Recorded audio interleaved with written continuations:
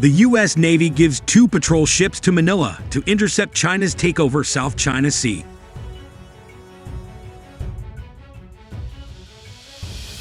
The United States Navy is set to transfer 2 Cyclone-class patrol ships to the Philippine Navy to further boost its capabilities in guarding and patrolling territorial waters.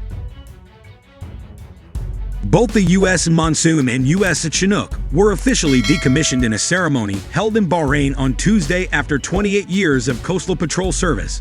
The U.S. Naval Forces Central Command itself announced that the vessels designed for shallow water operations are slated for transfer to the Philippine Navy. U.S. Monsoon was initially commissioned in 1994 and was recommissioned in 2008 after serving 4 years in the U.S. Coast Guard, while the U.S. Chinook was commissioned in 1995.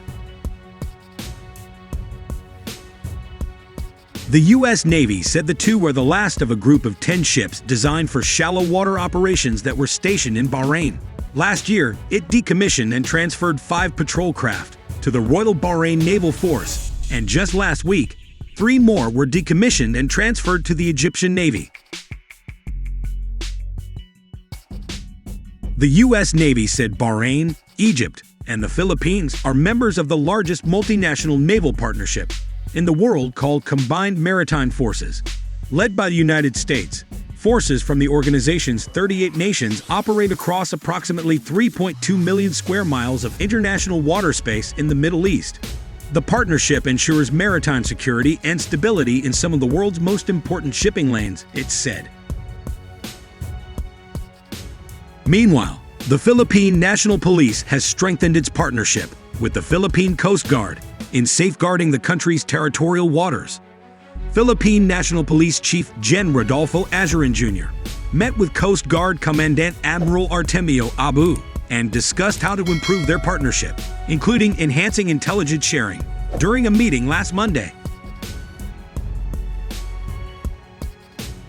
They also talked about conducting joint maritime patrols and common advocacy in environmental safety and security, as well as the conservation of marine life. The Philippine National Police will always put a premium on the partnership that we have with the Philippine Coast Guard, not only because of our shared history, but also because we serve with the same intensity and sincerity, always on alert, ever ready to serve, to secure, to protect, Azurin said in a statement.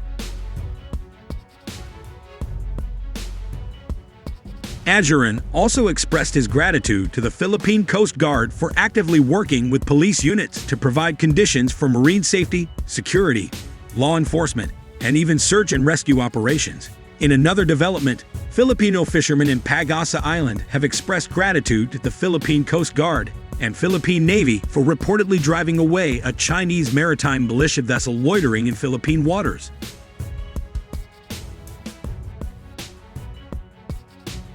In a television report, fisherman Larry Hugo said the incident only showed that the Philippine Coast Guard and the PN are safeguarding Philippine waters being claimed by China.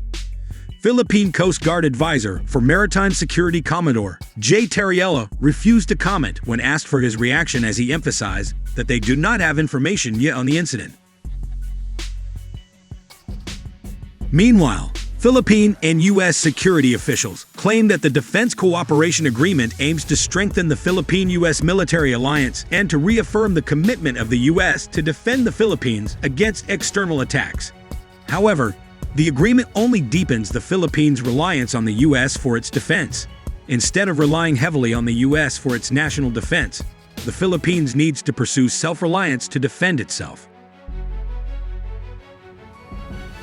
Local residents have voiced their concerns about expansion of the agreement.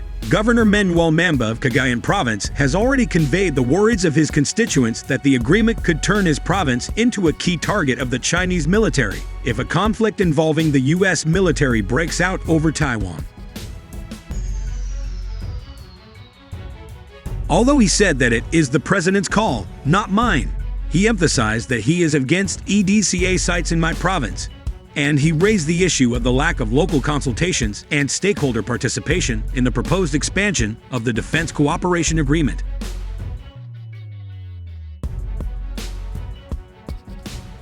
Evidently, the U.S. is pushing for expansion of the agreement in the Philippines as part of the Pentagon's preparations for conflict, rather than promoting Philippine security interests. The expansion of the agreement will only endanger Philippine interests by possibly dragging the country into a war not of its choosing. It is imperative that patriotic and freedom-loving Filipinos oppose the cooperation agreement and its expansion to make the Philippines a zone of peace rather than the battleground for another U.S. proxy war.